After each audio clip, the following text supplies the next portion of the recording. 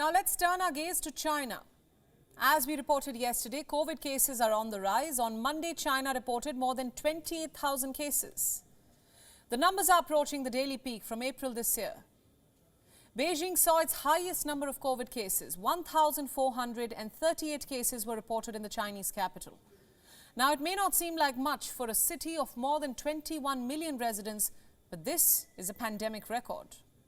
China has reported only 5,229 COVID deaths till date. 3 of those came from Beijing over the weekend. Now, this is happening in a country with about 1.4 billion people. Beijing is already undertaking measures to curb the spread. Parks, gyms and tourist attractions were shut on Tuesday.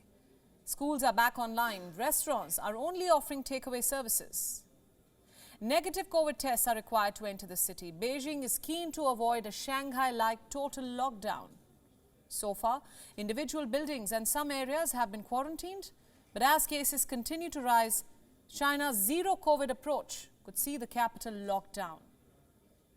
Understandably, some people are frustrated with the uncertainty.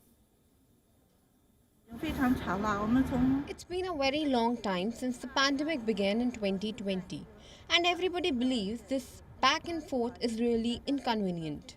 Some of my friends' businesses have gone bankrupt. Some have lost their jobs. Many have had their incomes affected. The zero-COVID approach has also led to some dissent in China. Banners protesting the policy were hung up in Beijing ahead of the CPC Congress. People wonder whether the zero-COVID policy is the best way to go.